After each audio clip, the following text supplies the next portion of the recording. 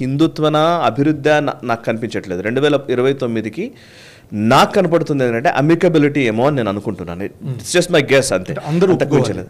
అంటే ఇవాళ ఇప్పుడు 240 సీట్లు వచ్చాయండి. సో క్లియర్ మెజారిటీ వస్తే మీ పార్టీ ఎవరు నిర్ణయించుకుంటుందో వాళ్ళు నిర్ణయించుకోవచ్చు, ఇట్స్ ఓకే, దాంతో సమస్య ఏం లేదు. క్లియర్ మెజారిటీ రాకపోతే, క్లియర్ మెజారిటీ అనేది 3 టర్మ్స్ అయిపోయిన తర్వాత కూడా క్లియర్ మెజారిటీ తెచ్చుకోవడం అనేది ఒక లెక్క. అండ్ తెచ్చే క్రమంలో పార్టీని ఏకతాటిపైకి నడిపించడం కావచ్చు, పార్టీకి సంబంధించినటువంటి అన్ని పార్టీలతో అలయన్సెస్ కలపడం కావచ్చు, అలయన్సెస్ చేయడం కావచ్చు, ఎక్కడైనా ఏదైనా విభేదాలు ఉంటే వేరే పార్టీలు వాటిని చీలికలు తీసుకురావడం కావచ్చు. ఒక బీజేపీ సిస్టమ్ని విజయ తీరాలకు నడిపించే చాకచక్యం ఎవరికి ఉంటుందో, ఈ సిస్టమ్ ఎన్డీఏ కూటమిగా దాన్ని స్ట్రాంగ్గా ఉంచగలిగే నాయకత్వం ఎవరికి ఉంటుందో, మేబీ వాళ్ళు నెక్స్ట్ ప్రైమ్ మినిస్టర్ అవుతారనేది నా అభిప్రాయం. అంటే మీ అభిప్రాయం అంటే వాళ్ళు విపక్షం కూడా వాళ్ళని మరీ ఎక్కువ అపోజ్ చేయకుండా ఓకే ఎగ్జాక్ట్లీ అమికబుల్ గా ఉండడం అనేది లెక్క. డెఫినెట్ గా అమికబిలిటీ అనేది ఒక ఇష్యూ అవుతుందని నేను అనుకుంటున్నాను. ఇప్పుడు నరేంద్ర మోదీ గారు ఒక పెద్ద ఫిగర్ గా మారిపోయారు కాబట్టి, నరేంద్ర మోదీ పేరిట ఎలక్షన్ జరిగింది కాబట్టి, నిజంగా నరేంద్ర మోదీ గారికి తక్కువ సీట్లు వస్తాయని ఎవరు అంతగా ఊహించలేదు కాబట్టి, సర్ప్రైజింగ్ గానే 240 సీట్లు వచ్చాయి కాబట్టి నరేంద్ర మోదీకి వ్యతిరేక స్వరాన్ని వినిపించడానికి ఎవరు ఇష్టపడట్లేదు. కానీ నరేంద్ర మోదీ స్థాయిలో ఉన్నటువంటి నాయకత్వం ఈ రోజైతే బీజేపీలో ఇంకెక్కడా లేదు. బీజేపీనే కాదు, ఇంకే పార్టీలో లేదు. ఆ లెవెల్ ఆఫ్ లీడర్షిప్, అంటే ఆ టవరింగ్ పర్సనాలిటీస్ ఇంకే పార్టీలోనూ కనిపించట్లేదు. సో డిసెంట్ రావడానికి కూడా కష్టం నరేంద్ర మోదీ అయితే.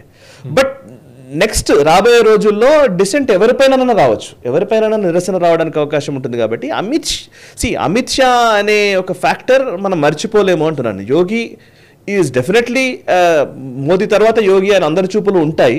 కానీ అమిత్ షాని మనం తక్కించలేము. అమిత్ షా ఖచ్చితంగా ఆయన ప్రైమ్ మినిస్టర్ క్యాండిడేట్ ఏమో అని నాకు కూడా అనిపిస్తుంది. పాయింట్ ఒకటి ఉంది, అమికబిలిటీ అని, అంటే అందరితో మంచిగా కలిసి ఉండే టైప్ అన్నారు. మరి అమిత్ షాకి అందరితో కలిసి ఉండగలరు, అందరితో ఫ్రెండ్లీగా ఉండగలరు అని ఇమేజ్ ఉందంటారా? ఎగ్జాక్ట్. అందరు అమికబిలిటీ అంటే కేవలం నితిన్ గడ్కరీ వైపు వెళ్తాయి అందరి కళ్ళు. నితిన్ గడ్కరీ, లేకపోతే అరుణ్ జైట్లీ గారు ఉండేది, వెంకయ్య నాయుడు గారు, లేకపోతే సుష్మా స్వరాజ్ గారు, వీళ్ళందరూ ఉండేది ఇది వరకు.